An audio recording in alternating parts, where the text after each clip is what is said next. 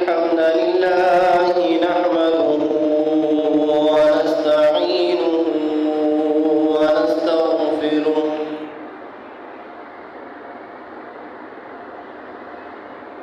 ونؤمن بالله ونتوكل عليه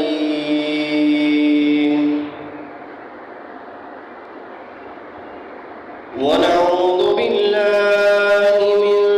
شرور أنفسنا ومن سيئات أعمالنا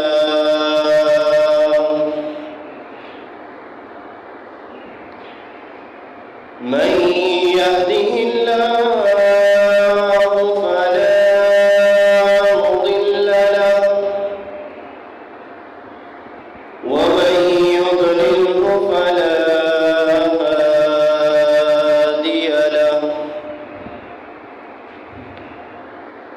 وأشهد أن لا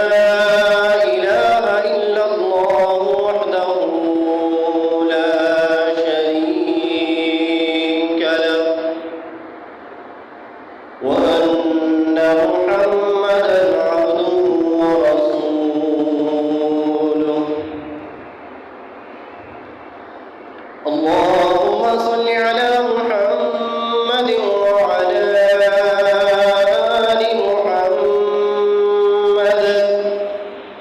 كما صليت على إبراهيم وعلى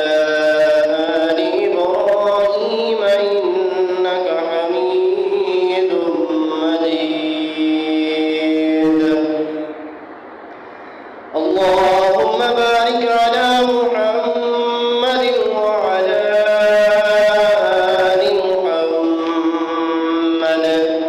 كما باركت على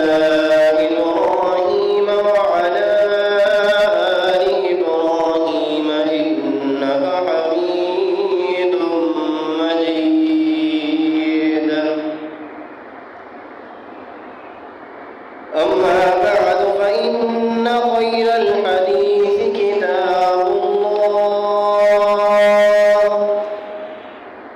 وخير الهدي هدي محمد صلى الله عليه وسلم وشر الأمور محدثاتها وكل محدثة بدعة وكل بدعة ضلالة وكل ضلالة في النار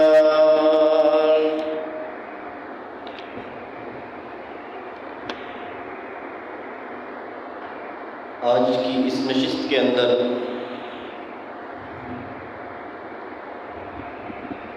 مجھے آپ کے سامنے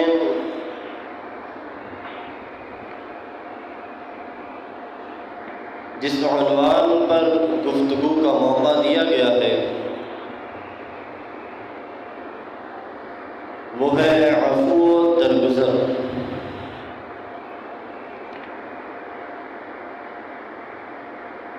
عفو درگزر کا لفظ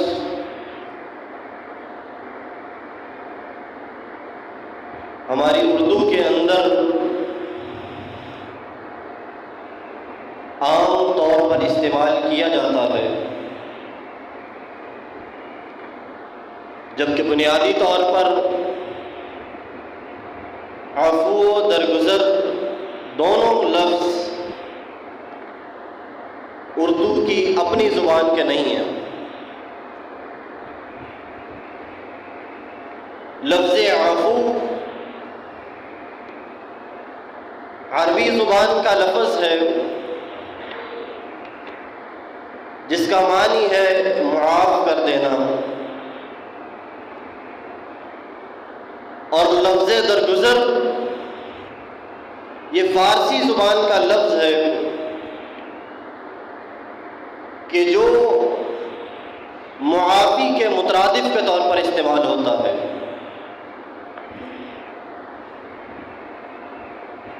اور لفظ عفو جو عربی زبان کے اندر استعمال ہوا ہے، اس کا حقیقی طور پر معنی یہ ہے کہ آدمی باوجود اس کے کہ اپنے حریف سے بدلہ لینے کی طاقت رکھتا ہو، اپنے مخالف سے بدلہ لینے کی استطاعت رکھتا ہو، اور اس طاقت کے رکھنے کے باوجود اپنے مخالف کو، اپنے حریف کو، اپنے مقابل شخص کو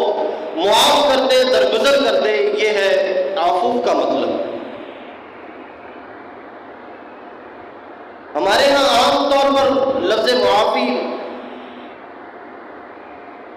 ہر اصطلاح میں استعمال کیا جاتا ہے۔ کوئی بھی شخص غلطی ہو یا نہ ہو، کسی سے معافی مانگ لے اور وہ اس کو درگزر کر دے، معاف کر دے، تو یہاں پہ بھی لفظ معافی استعمال کیا جاتا ہے۔ لیکن اس کا اصل معنی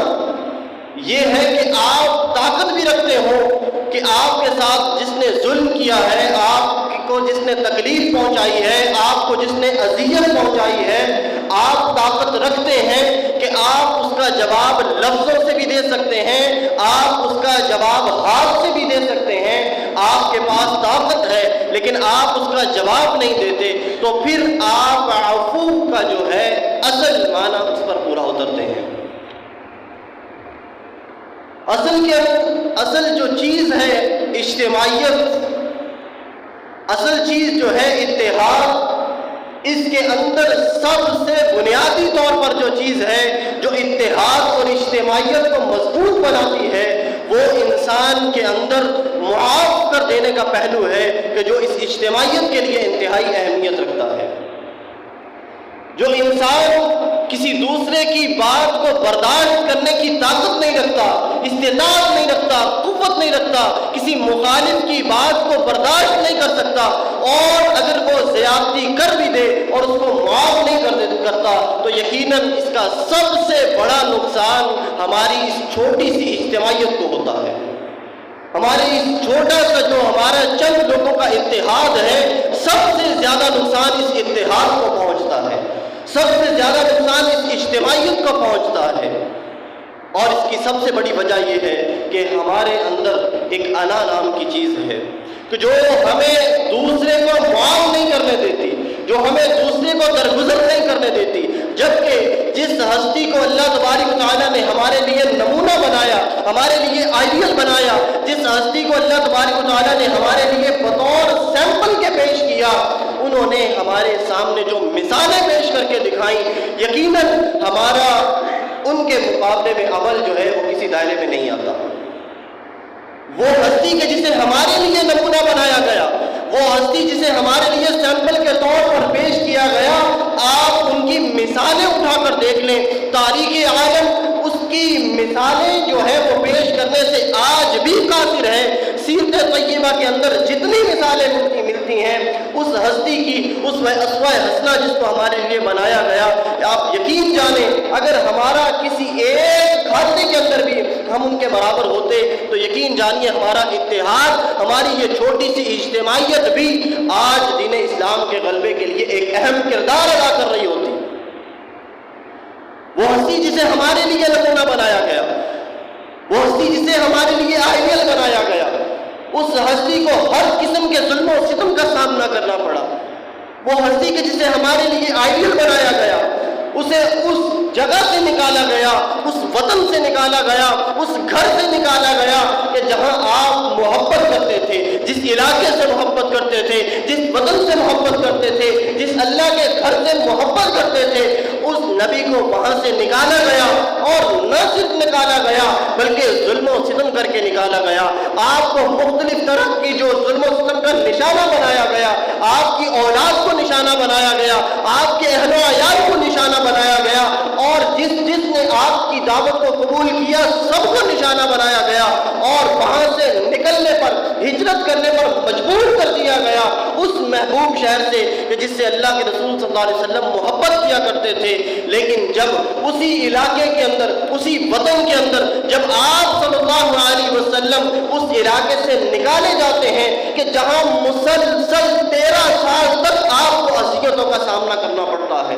13 سال تک مسلسل اذیتیں دی جاتی ہیں، مسلسل تکلیفیں پہنچائی جاتی ہیں، مسلسل پریشانیوں کا سامنا کرنا پڑتا ہے، اور مسلسل 13 سالوں کی تکالیف برداشت کرنے کے بعد جب آپ صلی اللہ علیہ وسلم 10 سال کے عرصے کے بعد مدینہ میں 10 سال عرصہ گزارنے کے بعد جب اتنی طاقت حاصل کر لیتے ہیں کہ اب مکہ فتح کرنے کا وقت آ چکا ہے، آپ ایک 10,000 کا بھاری لشکر لے کر اسی مکہ کو فتح کرنے کے لیے نکلتے ہیں، وہاں کے لوگوں کے دل کانپ جاتے ہیں، وہاں کے لوگ لرز اٹھتے ہیں کہ آج وہ دن ہے کہ جب اللہ کے نبی صلی اللہ علیہ وسلم آج ہم سے گن گن کر بدلے لیں گے، آج وہ دن ہے کہ جب اللہ کے نبی صلی اللہ علیہ وسلم ہم سے اپنی اذیتوں کا حساب گن گن کر لیں گے۔ لیکن اللہ کے نبی صلی اللہ علیہ وسلم جنہیں ہمارے لیے نمونہ بنایا گیا کہ تم نے ان کے جیسا اپنے اندر رویہ پیدا کرنا ہے، جن کے جیسا ہم نے اپنے اندر رویہ پیدا کرنا تھا، وہ جب ایک بھاری لشکر لے کر مکہ فتح کرنے کے لیے نکلتے ہیں اور عام اعلان فرما دیتے ہیں لا تثریب علیکم اليوم، اے مکہ والو آج کے دن عام معافی کا اعلان ہے، آج کے دن کسی کو کوئی ملامت کا سامنا نہیں کرنا پڑے گا۔ وہ ابو سفیان کہ جس نے اللہ کے نبی صلی اللہ علیہ وسلم کی 3 بڑے محاذوں پر مخالفت کی، غزوہ بدر، غزوہ احد، غزوہ خندق، 3 بڑے اسلامی محاذ کہ جن کا سپہ سالار کفار کا سپہ سالار بن کر ابو سفیان آیا۔ ابو سفیان جس نے اسلام کے لشکر کی مخالفت میں ایک ایسی جو ایک رقم اس نے قائم کی، ایک ایسا لشکر قائم کیا، ایسی قوت قائم کی کہ اسلام کو منہدم کرنا چاہتا ہے، اسلام کو مٹانا چاہتا ہے، اور نہ صرف وہ چاہتا ہے بلکہ اپنی چاہت کی تکمیل کے لیے بدر میں سامنے آتا ہے، احد میں سامنے آتا ہے، خندق میں سامنے آتا ہے۔ مسلمین کو نہ جانے کتنے مسلمین اس کی وجہ سے اپنی جام شہادت نوش کر چکے ہیں۔ وہ ابو سفیان جب فتح مکہ کے موقع پر اللہ کے نبی صلی اللہ علیہ وسلم کے سامنے حاضر ہوتا ہے، معافی لے کر حاضر ہوتا ہے، معافی چاہتا ہے، تو اللہ کے نبی صلی اللہ علیہ وسلم اس کو بھی معاف کر دیتے ہیں، آپ صلی اللہ علیہ وسلم اس کو بھی درگزر کر دیتے ہیں، اور نہ صرف معاف کرتے ہیں بلکہ اللہ کے نبی صلی اللہ علیہ وسلم فرماتے ہیں کہ جو شخص بھی ابو سفیان کے گھر میں پناہ لے لے گا اس کو بھی آج معافی ہے۔ یہ اللہ کے نبی صلی اللہ علیہ وسلم جنہیں ہمارے لیے نمونہ بنایا گیا،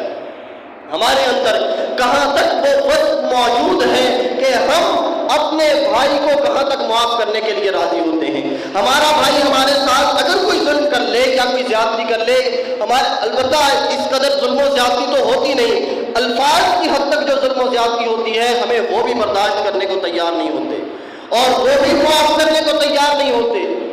جبکہ اللہ کے نبی صلی اللہ علیہ وسلم نے جو ریاست قائم کی، آپ نے جن لوگوں کی تربیت کی، آپ ان لوگوں کا حال دیکھیے۔ صحیح بخاری صحیح مسلم کے اندر اللہ کے نبی صلی اللہ علیہ وسلم کے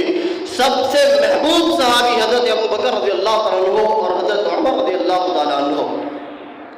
حضرت ابو درداء رضی اللہ تعالیٰ عنہ بیان کرتے ہیں، یہ ان لوگوں کی مثالیں ہیں کہ جن کے بارے میں اللہ تبارک و تعالیٰ نے فرمایا فَإِنْ آمِنُوا بِمِثْلِ مَا آمَنْتُمْ بِهِ فَقَدِ اهْتَدَوْا، اگر تم بھی ان کی طرح ایمان لے آؤ تو تم کامیاب ہو جاؤ گے۔ آئیے ہم دیکھتے ہیں کہ وہ لوگ کس طرح کے ایمان والے وہ لوگ تھے، وہ لوگ ان کا کردار کس طرح کا تھا۔ ہم کہتے ہیں کہ کس طرح معاف کر دیں، اس نے غلطی اتنی بڑی کی ہے، یہ آپس کے اندر، آپس کے تعلقات کے اندر اس طرح ہو جاتا ہے کہ ایک دوسرے سے غلطی سرزد ہو جاتی ہے، آپس کا تعلق ایسا ہو جاتا ہے۔ اس کی مثال حضرت ابو بکر حضرت عمر سے بڑھ کر اور کوئی مثال نہیں ہو سکتی۔ حضرت ابو درداء رضی اللہ تعالیٰ بیان کرتے ہیں کہ ایک دفعہ حضرت ابو بکر اور حضرت عمر رضی اللہ تعالیٰ کے درمیان کچھ تھوڑا سا جھگڑا ہو گیا،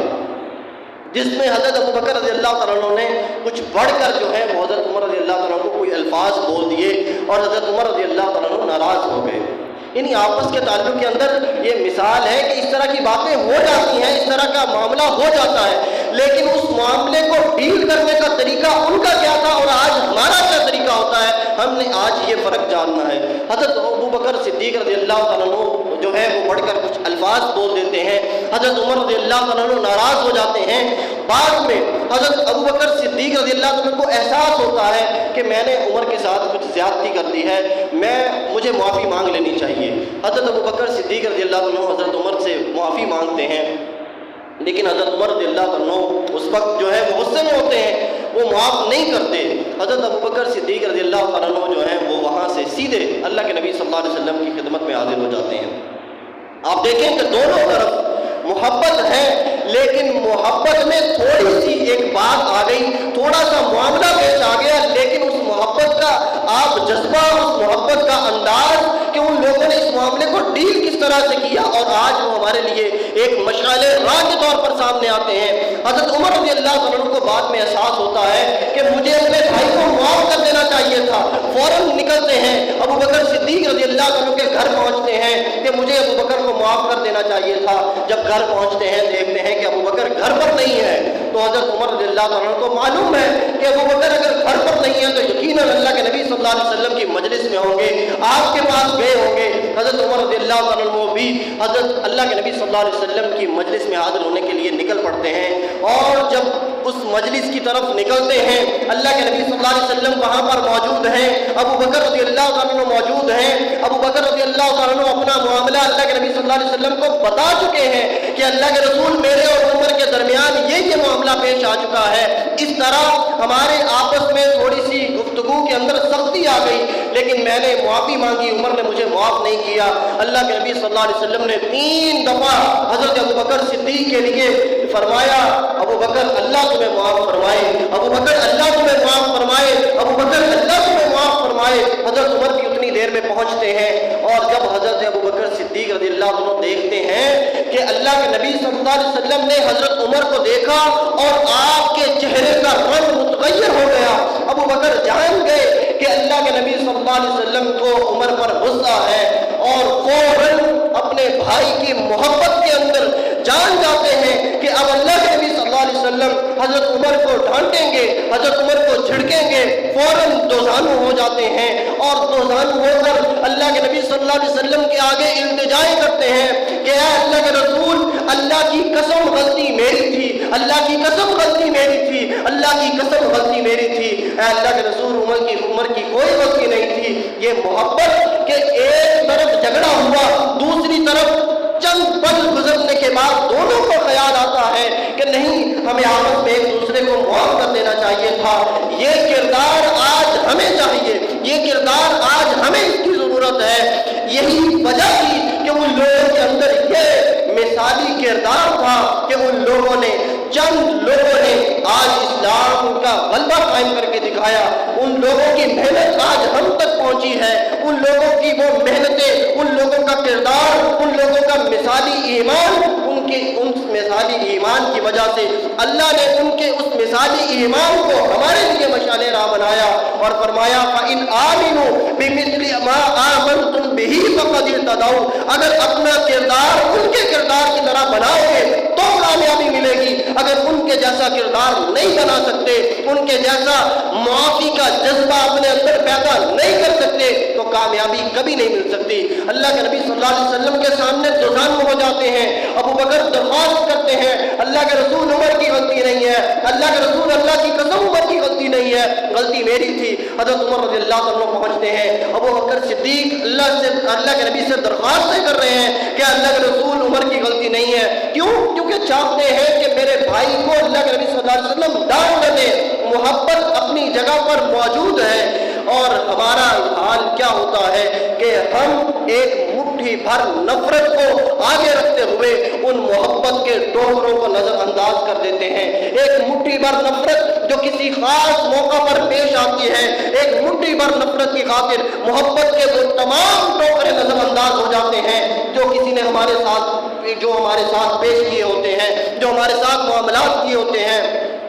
ہم نے آپس کے اندر ہنس کر مسکرا کر وقت گزارا ہوتا ہے، وہ سب کچھ نظر انداز کر دیا جاتا ہے محض ایک لمحے کے اندر بولے گئے الفاظ کے اوپر۔ لیکن اس وقت بھی وہ مظاہرہ جو ابوبکر اور عمر نے کیا آج ہم کر کے دکھائیں تو یقیناً ہماری یہ مختصر اور چھوٹی سی اجتماعیت بھی رنگ لا سکتی ہے، یہ چھوٹی سی اجتماعیت بھی اپنا کام دکھا سکتی ہے۔ اللہ کے نبی صلی اللہ علیہ وسلم نے ارشاد فرمایا مستدرک حاکم کے اندر کہ اگر کوئی شخص اپنے بھائی کے سامنے اپنا عذر لے کر آئے، اس سے معافی مانگے، اسے اپنی غلطی کا احساس ہو جائے اور اس کو معاف کرنے والا جس سے معافی مانگی جا رہی ہے اگر وہ اس کو معاف نہیں کرتا، وہ یہ سوچتا ہے کہ یہ جو آج مجھ سے معافی مانگ رہا ہے اپنے کسی معاملے پر، یہ دل سے نہیں مانگ رہا بلکہ اوپر سے مانگ رہا ہے، تو اللہ کے نبی صلی اللہ علیہ وسلم نے فرمایا تمہیں اس بات کا کوئی حق نہیں پہنچتا کہ تم دل کے معاملات کو ٹٹولو،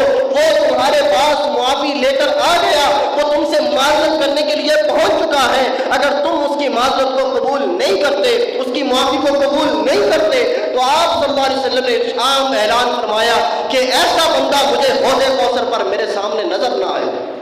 ایسا بندہ میرے سامنے نہ آئے، حوض کوثر پر مجھ سے نہ ملے، کہ جو بندہ معاف نہیں کرتا، جو بندہ اپنے بھائی کو معاف نہیں کرتا اور اس کے بارے میں یہ سوچتا ہے کہ پتہ نہیں یہ دل سے معافی مانگ رہا ہے یا نہیں مانگ رہا، آپ نے فرمایا فقط جو معافی مانگتا ہے اس کو معاف کر دو، جو معاف نہیں کرتا وہ میرے سامنے حوض کوثر پر مجھے نظر نہ آئے، وہ میرے سامنے نہ آئے۔ اللہ کے نبی صلی اللہ علیہ وسلم اس قدر معافی کو پسند فرماتے، ہم کہتے ہیں کہ ہم کس طرح معاف کر دیں، کس طرح درگزر کر دیں، بات ہی کچھ اس طرح کی ہے، معاملہ ہی کچھ ایسا ہے، اس نے میرے ساتھ کیا ہی ایسا ہے، میں کیسے معاف کر دوں؟ اللہ کے بندوں، جو معاملہ ہمارے اسلاف کے ساتھ ہو چکا اس کا تو رتی برابر بھی ہمارے ساتھ نہیں ہوتا، اس کا تو رتی برابر بھی ہمیں سامنا نہیں کرنا پڑتا۔ اما عائشہ صدیقہ طاہرہ مطہرہ رضی اللہ تعالی عنہا جو ابو بکر صدیق کی بیٹی ہیں، اللہ کے نبی صلی اللہ علیہ وسلم کی زوجہ ہیں، میں بتانا یہ چاہتا ہوں کہ معاملہ کتنا بڑا ہوتا ہے جب معافی کی چاہت ہوتی ہے تو معاف کرنے والے معاف کر ہی دیتے ہیں۔ آپ دیکھیں عائشہ صدیقہ رضی اللہ تعالیٰ عنہا مومنوں کی ماں ہیں، وہ ابو بکر صدیق کی بیٹی ہیں، اللہ کے نبی صلی اللہ علیہ وسلم کی زوجہ ہیں، آپ پر بہتان لگایا جاتا ہے، آپ کی پاک دامنی کے اوپر الفاظ اٹھائے جاتے ہیں، اور ایک عورت کے لیے اس کی پاک دامنی سے بڑھ کر کوئی چیز نہیں ہوتی، ایک عورت کے لیے اس کی عزت، اس کی عزت، اس کی پاک دامنی سے بڑھ کر کائنات کے اندر کوئی بھی چیز عزیز نہیں ہوتی، ایک عورت کو سب سے بڑی چیز اس کی پاک دامنی ہوتی ہے، اور جب عورت عائشہ رضی اللہ تعالیٰ عنہا جیسی عورت ہو، جب اس کے اوپر اس طرح کی تہمت لگ جائے، آپ اندازہ لگائیں کہ اس کے باپ پر کیا گزری ہوگی، اس کے خاوند پر کیا گزری ہوگی، کہ جس کی بیوی پر، جس کی بیٹی پر ایسی پاک دامن عورت پر تہمت لگا دی جائے اور غلیظ ترین تہمت لگا دی جائے، اور جس پر تہمت لگائی جائے، بخاری مسلم کے اندر حضرت عائشہ رضی اللہ تعالیٰ عنہا کہتی ہے کہ جب مجھے اس بات کا علم ہوا کہ میرے اوپر اتنی بڑی تہمت لگا دی گئی تو میں فوراً اللہ کے نبی صلی اللہ علیہ وسلم سے اجازت لے کر اپنے والدین کے گھر چلی گئی، میں 3 دن تک مسلسل روتی رہی، میرے والدین میرے پاس موجود ہیں، ابو بکر موجود ہیں، میری والدہ ام رومان موجود ہیں، میرے ساتھ رات بھر وہ لوگ، وہ میرے والدین جاگتے رہے، مسلسل میرے غم کے اندر شریک رہے، وہ والدین اس بات کی گواہی دیتے ہیں کہ حضرت عائشہ رضی اللہ تعالیٰ عنہ کو اس قدر تکلیف پہنچی، اس قدر تکلیف پہنچی، اس قدر اذیت پہنچی کہ اتنا روئی کہ قریب تھا کہ حضرت عائشہ رضی اللہ تعالیٰ عنہ کا جگر پھٹ جاتا، اس قدر تکلیف پہنچی۔ اور آپ اندازہ لگائیں کہ والدین کو کتنی تکلیف پہنچی ہوگی کہ جن کی بیٹی کے اوپر اتنی بڑی تہمت لگائی جائے، اور اس تہمت لگانے والوں میں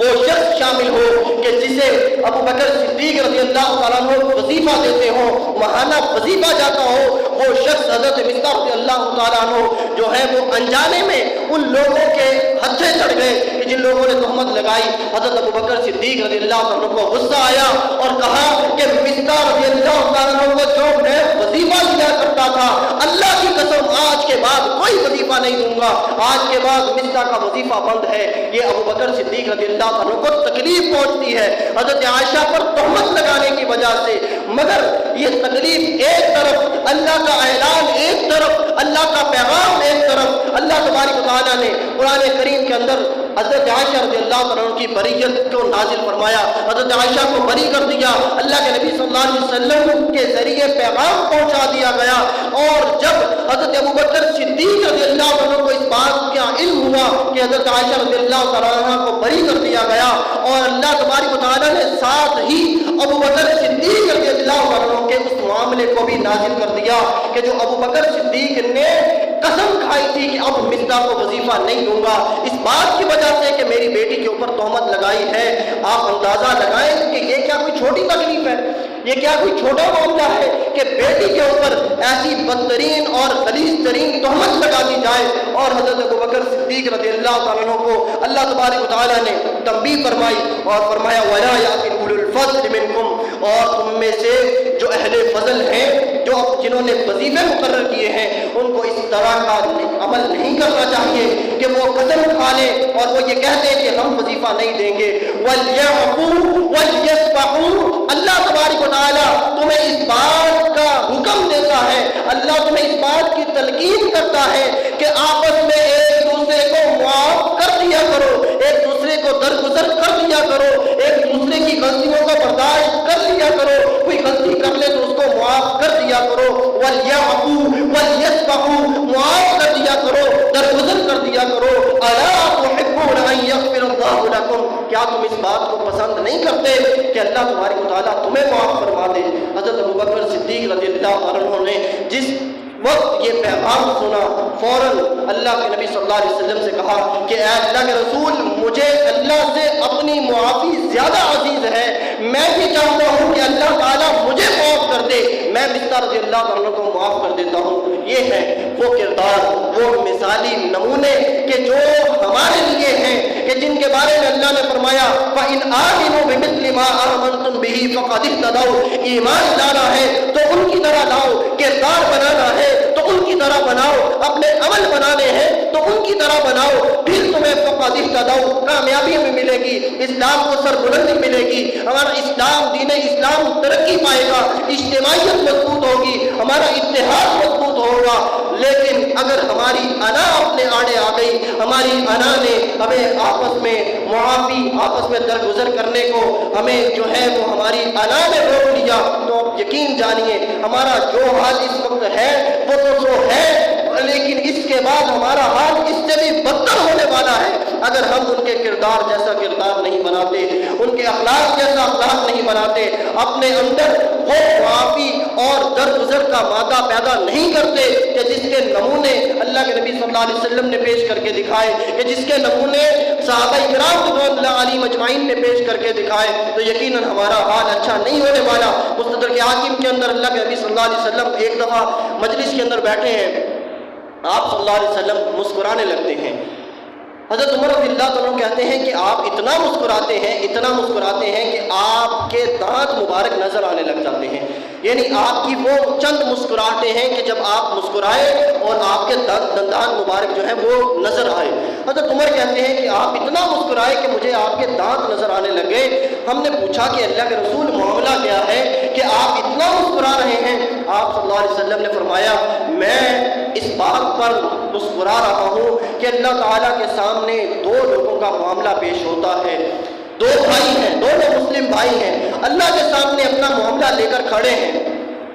ایک وہ کہ جس کے ساتھ بھی زیادتی ہوئی ہے تھوڑی بہت،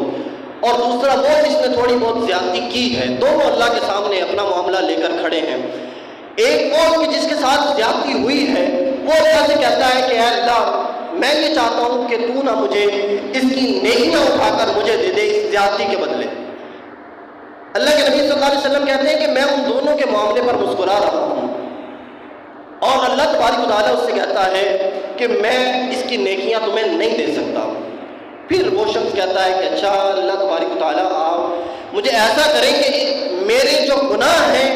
وہ میرے کھاتے سے نکال کر اس کے اوپر ڈال دیں، میرے گناہ اس کے اوپر ڈال دیں۔ اللہ تبارک و تعالیٰ جو ہے وہ اس طرح اس کی درخواست کو سنتا ہے، دونوں کی معاملات کو دیکھ رہا ہے۔ اللہ کے نبی صلی اللہ علیہ وسلم جب اس بات تک پہنچتے ہیں کہ جب وہ شخص یہ کہتا کہ اللہ میرے گناہ اٹھا لے اور اس کے کھاتے میں ڈال دے، میرے اس بھائی کے کھاتے میں ڈال دے، تو اللہ کے نبی صلی اللہ علیہ وسلم کی آنکھوں سے آنسو جاری ہو جاتے ہیں، آپ صلی اللہ علیہ وسلم رونے لگ جاتے ہیں، آپ صلی اللہ علیہ وسلم کی آنکھوں سے آنسو بہنے لگ جاتے ہیں۔ آپ صلی اللہ علیہ وسلم نے فرمایا وہ دن اس طرح کا دن ہے کہ اس کی حقیقت ہی یہ ہے کہ बंदा, हर बंदा ये चाहेगा कि मेरे गुनाह मुझसे कम कर दिए जाएं, मेरे गुनाह मुझसे दूर कर दिए जाएं। अल्लाह तबारक व तआला उन दोनों के मामलात को देख रहा है। अल्लाह तबारक व तआला वो शख्स कि जिसके साथ थोड़ी बहुत कोई ज्यादती हुई है, अल्लाह ताला उससे कहता है कि अच्छा चलो अपनी तुम नजरें उठाओ। अल्लाह ताला उससे कहता है कि तुम अपनी नजरें उठाओ और बताओ कि तुम्हें क्या नजर आता है। वो शख्स के जिसके साथ ज्यादती हुई है वो अपनी नजरें उठाता है, अल्लाह तबारक व तआला से कहता है कि अल्लाह मुझे बड़े बड़े महल्लात दिखाई दे रहे हैं और वो महल्लात इस तरह के हैं कि वो किसी के लिए स्पेशली तैयार किए गए हैं। वो महल्लात मुझे इस तरह के लगते हैं कि जैसे वो नबियों के लिए हो, जैसे वो सिद्दीकीन के लिए हो, जैसे वो शुहदा के लिए हो। अल्लाह मुझे वो महल्लात इस तरह के दिखाई दे रहे हैं। अल्लाह तबारक व तआला कहता है कि ये महल्लात उस बंदे के लिए हैं जो बंदा इसकी कीमत अदा कर देगा। वो शख्स हैरान होता है और कहता है, अल्लाह के नबी सल्लल्लाहु अलैहि वसल्लम ये बात बयान कर रहे हैं, आप फरमाते हैं कि वो बंदा हैरान होगा कि अल्लाह ताला इसकी कीमत कौन अदा कर सकता है और इस वक्त कैसे अदा की जा सकती है। अल्लाह तबारक व तआला फरमाएगा कि हाँ अब मौका है कि तू इसकी कीमत अदा कर सकता है। ये महल्लात, इनकी कीमत तुम अदा कर सकते हो। इसकी कीमत ये है कि वो भाई कि जिसने तुम्हारे साथ थोड़ी बहुत ज्यादती की है, इन महल्लात का मालिक तुम बन सकते हो अगर तुम अपने भाई को माफ कर दो, अगर तुम अपने भाई से दरगुजर कर दो। अल्लाह तबारक व तआला उस बंदे से ये कहेगा कि अपने भाई को माफ फरमा दे, उसके बदले अल्लाह तुझे इन महल्लात का मालिक बना देगा। और वो शख्स कहेगा अल्लाह मैंने इसको माफ कर दिया। अल्लाह तबारक व तआला कहेगा जा तू भी और अपने इस भाई को भी अपने साथ ले जाओ और इन महल्लात में दाखिल हो जाओ। ये माफ़ी, ये दरगुजर करना, ये कोई छोटा अमल नहीं। अल्लाह रब्बुल इज्जत ने खुद कुरान करीम के अंदर इरशाद फरमाया, ये मिन अज़्मिल उमूर, यकीनन बड़ी हिम्मत वाला काम है। ये छोटा काम नहीं है, बड़ी हिम्मत का काम है किसी को माफ करना, दरगुजर करना। लेकिन हिम्मत का काम वही लोग करते हैं कि जिनका ईमान पुख्ता होता है, जिनका ईमान मजबूत होता है। यकीनन बड़े बड़े काम, हिम्मत वाले काम वही कर गुजरते हैं और उनके लिए ही बड़े बड़े अल्लाह ने अजर तैयार कर रखे हैं। अल्लाह रब्बुल इज्जत से दुआ करूँ कि अल्लाह ताला मुझे और आपको जहाँ कहीं भी अपने किसी मुस्लिम भाई के साथ कोई ऐसा मामला पेश आ जाए तो माफ़ी मांगने की और माफ़ करने की तौफीक अता फरमाए। वक़ूलू क़ौली हाज़ा ली व लकुम अस्तग़फिरुल्लाह।